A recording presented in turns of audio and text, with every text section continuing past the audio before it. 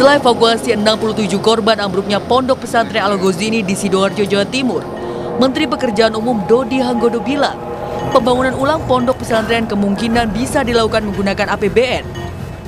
Kendati demikian, Dodi membuka peluang masuknya dana swasta untuk pembangunan pondok pesantren Al-Ghazini.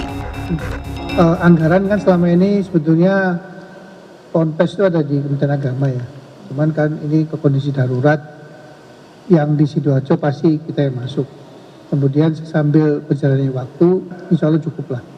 Insya Allah cuma dari APBN ya, tapi tidak menutup kemungkinan nanti kalau juga ada bantuan dari swasta kita pasti juga akan terima. Cuma sementara waktu dari APBN.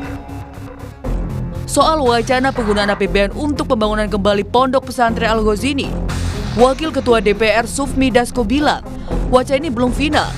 Kata Dasko, DPR mendorong peran pemerintah dalam pengawasan bangunan pondok pesantren.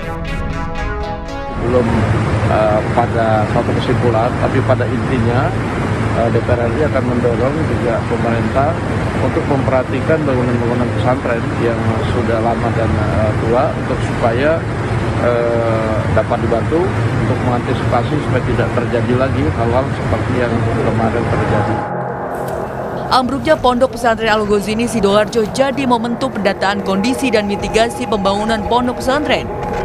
Soal ambruknya Ponpes Al-Ghazini, Presiden Prabowo Subianto minta Menko Bidang Pemberdayaan Masyarakat Muhammad Iskandar memeriksa kondisi pondok pesantren di sejumlah daerah. Sementara terkait proses hukum, Polda Jawa Timur telah menemukan unsur pidana dalam kasus ambruknya Ponpes Al-Ghazini. Tim Liputan Kompas TV.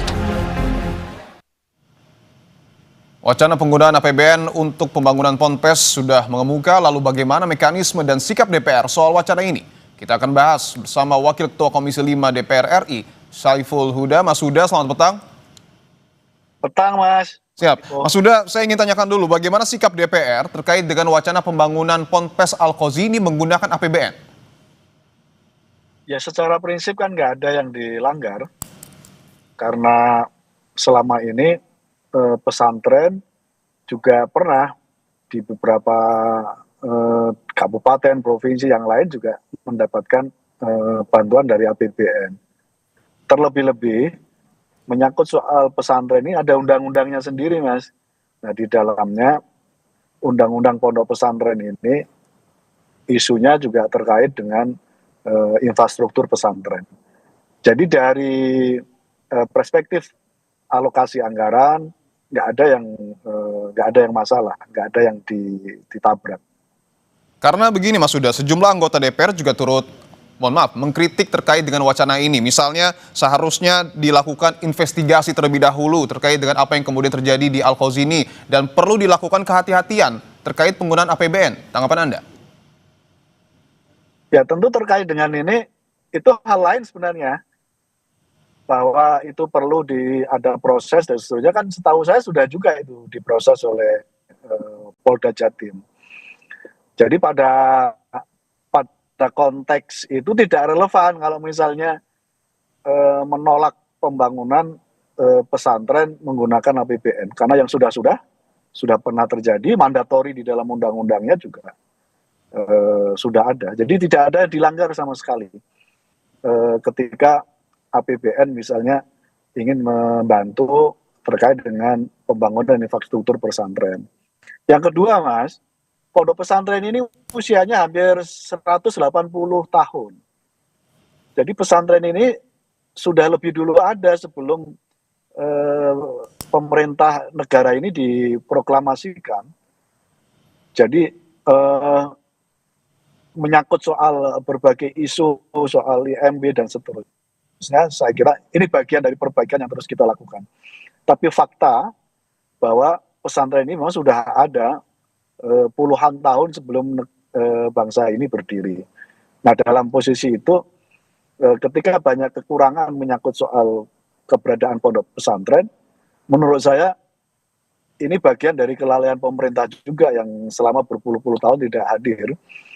Padahal pesantren yang di dalamnya ada sekolah itu mengambil peran apa yang tidak bisa dilakukan oleh pemerintah dalam rangka untuk mencerdaskan kehidupan berbangsa dan bernegara kita sebagaimana mandat dari pembukaan undang-undang dasar kita.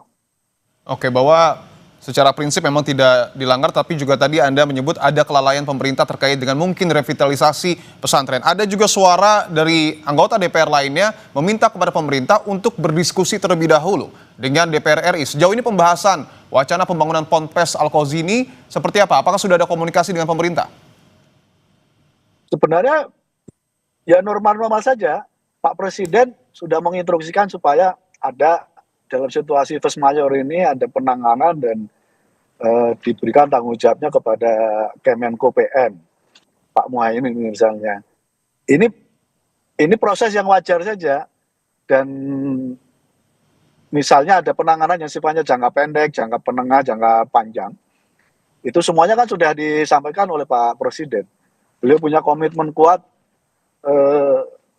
pesantren yang selama ini relatif kehadiran negara tidak maksimal, beliau meminta itu dilakukan mitigasi. Jangka pendek kan diminta untuk mengecek semua bangunan pesantren yang terutama yang tua, yang umurnya sudah lebih dari 180 tahunan. Dan itu kan banyak sekali di kita ini.